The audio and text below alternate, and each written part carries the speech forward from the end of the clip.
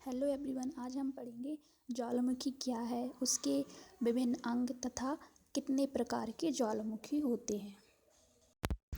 ज्वालामुखी एक ऐसा छिद्र होता है जिसका संबंध भूगर्भ से होता है, जिसमें से गैस, तरल लावा, जल और चट्टानों के टुकड़ों से युक्त गर्म पदार्थ पृथ्वी के धरातल पर आता है और ठंडा होकर जम जाता है।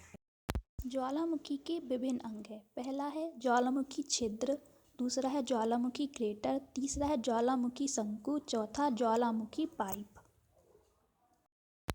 ज्वालामुखी के प्रकार। ज्वालामुखी के प्रकट होने और उद्गार की अवधि के अंतर के कारण इन्हें कई रूपों में विभाजित किया जाता है। सबसे पहले हम देखेंगे उद्गार की प्रकृति के अनुसार ज्वालामुखी के प्रकार। पहला है केंद्रीय उद्भेदन वाले ज्वालामुखी, दूसरा शांत उद्भेदन वाले ज्वालामुखी, तीसरा दरारी उद्भेदन वाले ज्वालामुखी। फिर आता है उद्गार की अवधि के अनुसार ज्वालामुखी के प्रकार। इनको भी 3 भागों में रखा गया है: सक्रिय या जागृत ज्वालामुखी, प्रसुप्त ज्वालामुखी और शांत ज्वालामुखी। पहला है केंद्रीय उद्भेदन वाले ज्वालामुखी।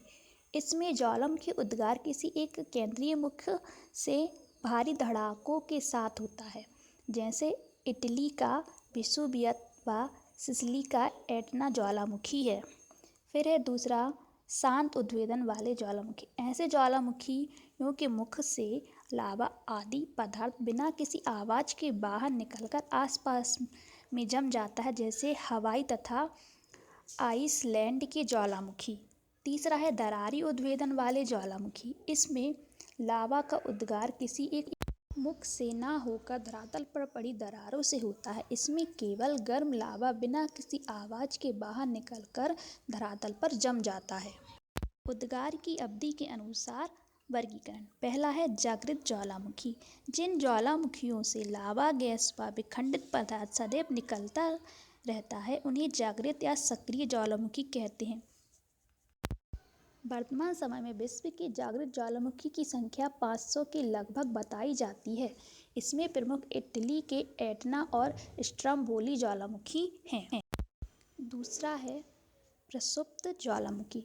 कुछ ज्वालामुखी उद्गार के बाद शांत पड़ जाते हैं और उनमें पुनः उद्गार के लक्षण नजर नहीं आते, पर अचानक उनमें विस्फोट या शांत उद्भेदन हो जाता है, जिसमें अपार जनधन की हानि उठानी पड़ती। ऐसे ज्वालामुखी को जिनके उद्गार के समय व स्वभाव के विषय में कुछ निश्चित नहीं होता, जो वर्तमान समय में शांत नजर आते हैं, प्रसुप्त ज्वालामुखी कहलाते हैं।